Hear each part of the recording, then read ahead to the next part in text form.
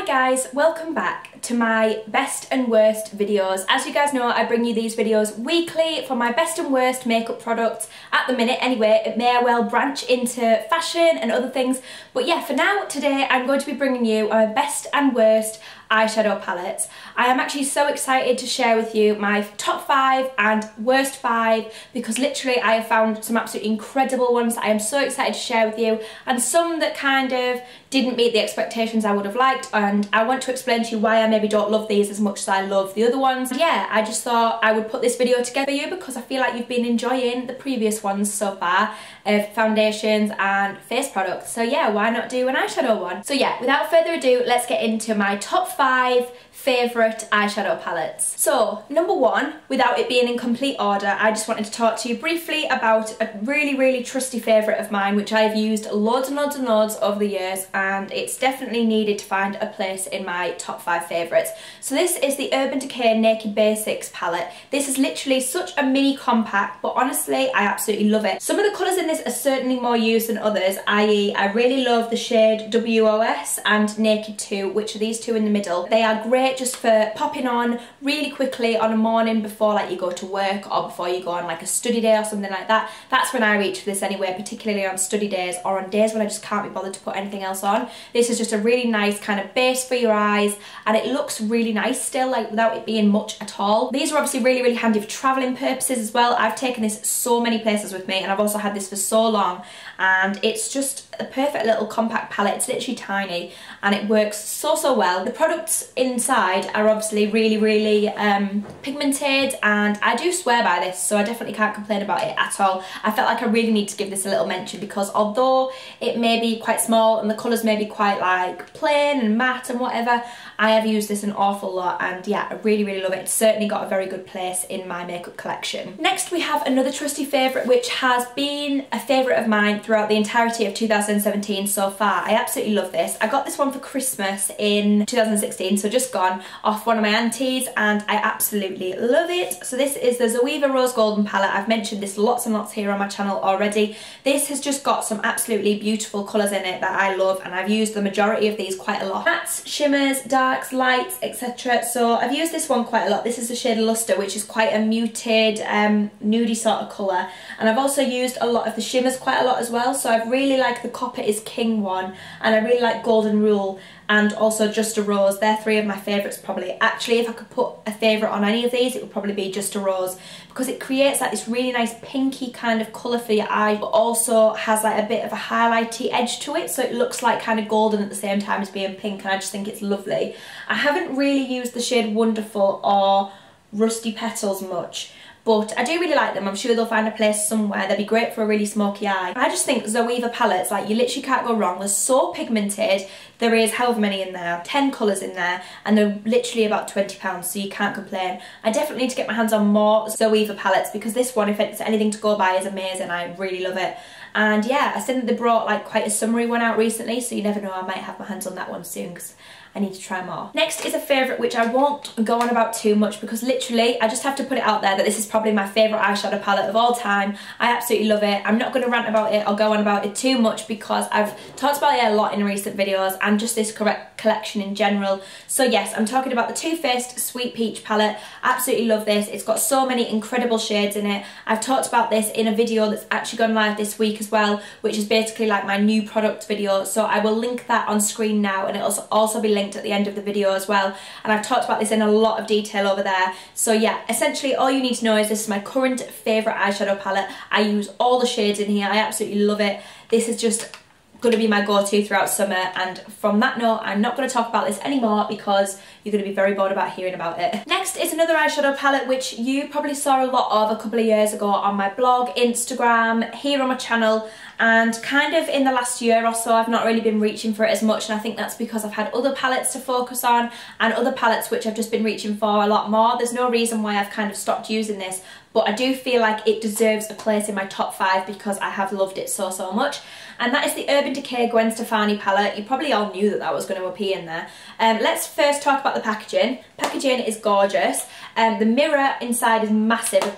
just dropped my finger. The mirror inside is also massive as well, so you get like a really nice mirror. It's great for traveling for that reason.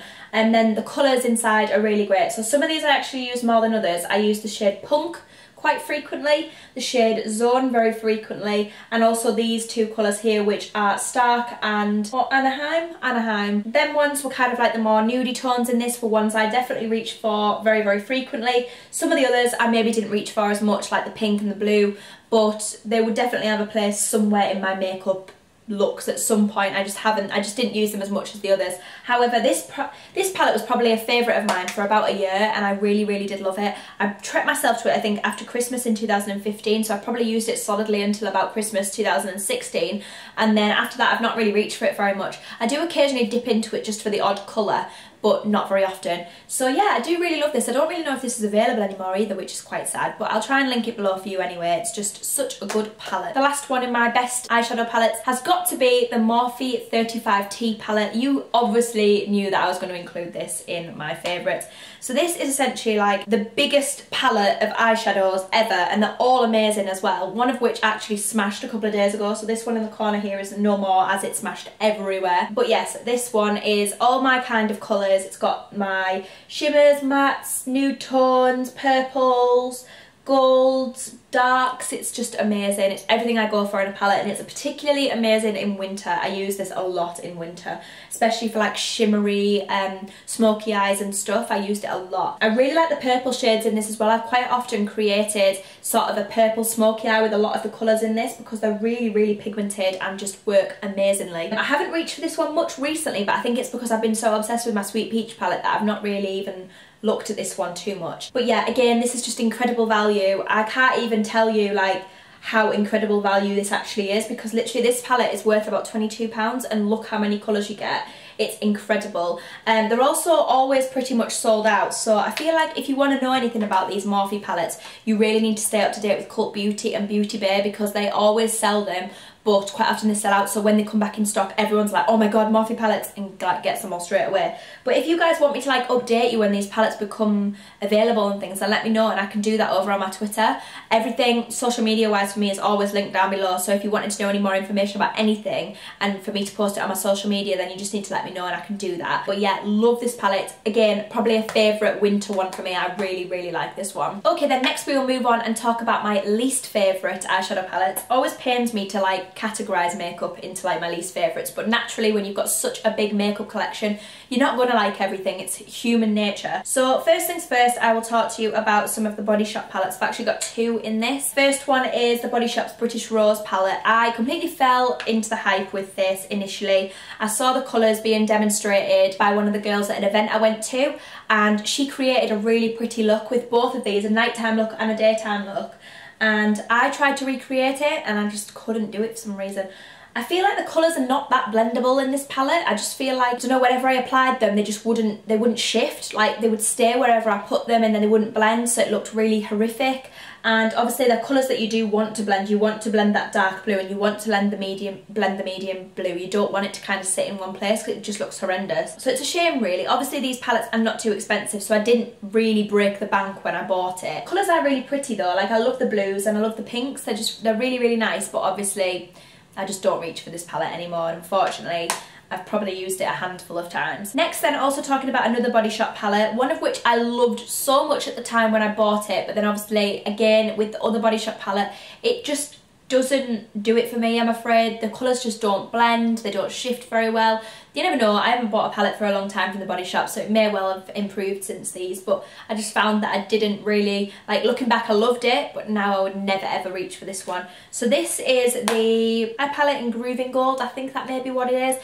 This one was released around Christmas time a couple of years ago now. You get like a little brush with it as well. So in this palette you got like golds, pinks and purples, so it's like a nice little quad really. And again, the girls at Body Shop did this kind of like on a model and it looked lovely, but obviously they're experts at it. So for me, blending out these colours I just found really, really difficult. And again, the colours that you need to blend, like you need to blend that dark purple, you need to blend this light purple. You can't leave them just sitting on your eyelids. So for me, who's absolutely not an expert at makeup, it was quite difficult to get these to actually look okay, which is a shame because again, I did love this palette at one time, but again, now I just don't reach for it at all. Next, another palette which I definitely expected more of, which was this one I actually got in a set from Estee Lauder. So this is the Estee Lauder Pure Colour Envy Sculpting Eyeshadow Palette with this like really nice packaging actually. It looks very much like a CD there. So inside you have a massive mirror, which is obviously wonderful, but the colours inside I just haven't loved, to be honest. So you get 2 blushes, you also get some brushes and things at the top, which I'm just going to hold. And then the colours in this just... So the colour I did particularly like love in this was actually the purpley shade, however I never really reached for it, so it just kind of went wasted. All the rest I just didn't think I used this palette enough. It's really hard for me to describe actually why I didn't love this. I just didn't love it. Colours for me are quite repetitive in that I've got them in other palettes that I reach for more often. The actual palettes itself, like if you actually look at how the size of these little containers, they're tiny, so it was really difficult to get a brush in there without going into another colour, if that makes sense. And obviously that you don't want that to happen. I really did like this purple shade though for like putting underneath your eyes and adding that really nice pop. In terms of the other colours, I've got very, very similar ones in palettes that I did reach for more. So this one kind of just went a bit unused for me, which is a shame. I was expecting a lot from it, I think, and it just didn't really wow me how I would have liked, so it's a shame, but yeah. Okie dokie then. Another palette which I'm sad to say has actually made its way into my worst palettes, because I just feel like I had this image in my head when I got this that I would be using it an awful lot more, but I just haven't, and it's a shame. I'm not saying that I don't like it, because I do, I really like it, but unfortunately for the money that got spent on this palette, I just don't feel like I do enough things or go enough places for me to use it enough. So I'm talking about the Urban Decay Moondust palette. This might be amazing for Ibiza actually, but I feel like I only ever reach for this palette when it comes to like fancy dress or Christmas or something like that, because I just feel like these colours are not something that I would reach for on a daily basis or like for nights out or anything. However, as I've just said that, Ibiza might be an amazing time to use this palette, and I'm sure my friends would get some use out of it as well. The colours that I have used most in this actually, I've used a silver called Lithium quite a lot, and I've used Magnetic quite a lot. So for my Christmas party this year, it was actually fancy dress, and I dressed up as like intergalactic sort of theme, like alien-y, and I was all into like the purples and things. The purple was kind of like the theme I was going for, so I used an awful lot of this eyeshadow then and there. However, since then, I've literally never used it. So I've used this palette like twice, and I've had it since my birthday in September last year, so nearly a year. So fingers crossed if I take this to Ibiza this year, it'll get quite a lot of use out of it, and maybe also Creamfields as well, like sort of things that you want to like for your eyes to really stand out like that. So it's a shame. I love it, but I just don't use it enough, which is why it's made its way into this video. And last but not least, or last but one of the least rather, is actually a palette that I am actually pretty disappointed with, to be honest, because I do not use this and I'm gutted about it, because it's a very expensive palette. And I expect a lot from this brand, to be honest, because I love other products by them, which you're going to guess in a second, because you'll know that I go on and on about one of their particular products loads.